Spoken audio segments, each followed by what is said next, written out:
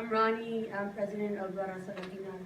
So I can talk about La Raza a little bit. I think so. I'm really heavily involved in cultural clubs on campus. I've been a member of the Black Student Union since my freshman year. I joined BOSU this year. I have my core friend group is all people from cultural clubs basically. So I think one of the biggest misconceptions that we have about cultural clubs, and something that's seen not just within La Raza but within every club, is that it's only meant for people who look like that, and that is not the case at all.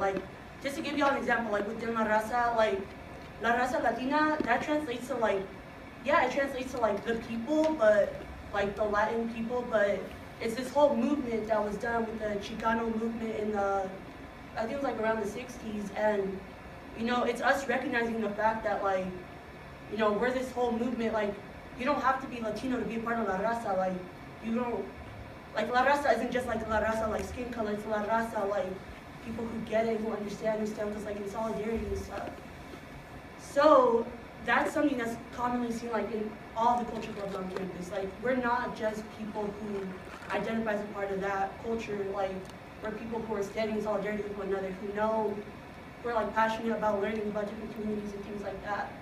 So I think that was the biggest thing I had to get off the plate of how we talk about that. So within La Raza, we focus a lot on 3 different things. So the reason why the club was initially started was to work on that retention of Latino students, because there just wasn't that community for us on campus. And the club got started 20 years ago, but I still have that problem to this day. I struggle with trying to see do I really fit in? Do I really belong here? And part of that is because Gonzaga is just not diverse. And it really sucks, to be honest. So, for me, when I talk about La Raza and about how we promote diversity, it's not just diversity and we all have the same color skin, it's not white. It's we all have diversity within our experiences. The intersectionalities with our identities, that's what makes culture clubs popping, if we're being completely honest. That's what makes it we celebrate our different identities that we hold. I'm not just a Latina, I'm also a woman, I'm a daughter, I'm first generation, I'm it's all these things that play into who I am, and that makes me, and within culture clubs, we celebrate that. We celebrate that differences within our community. And so that kind of goes into the second part of the education factor. So we know that Gonzaga is hella white. That's just a stated fact, it's in the numbers. And there's not a lot of Latinos on campus. So because of that, with the rhetoric that's being used about our community in the news and communities of color in general, we're really focusing on educating people about who we are and how just because you got someone saying stuff about us on the news, that doesn't mean that's me. And that doesn't mean that it represents everyone within those communities. So that education piece, teaching people about our cultures, about who we are, about the fact that we're not some headline in the news, that's the second biggest factor of our club.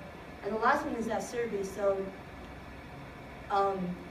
we have this theme for the year called Pay It Forward. And with that, that's us understanding the privilege that we're at being in a college and being at a higher ranking institution like Gonzaga.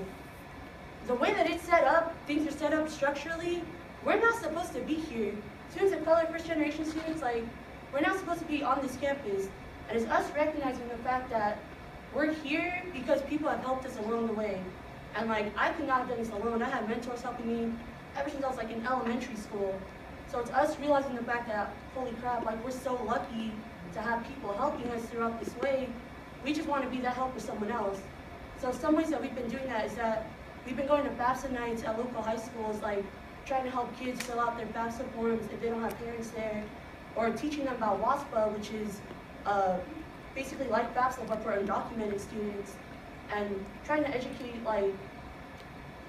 just trying to build that community for us, and realizing the fact that diversity for our club isn't just about the color of our skin, it's about who we are as people, and the fact that everybody comes in, like you said, from different walks of life, and just because you're brown like me doesn't mean that you've experienced the same things that I have, doesn't mean I've experienced the same things that you have.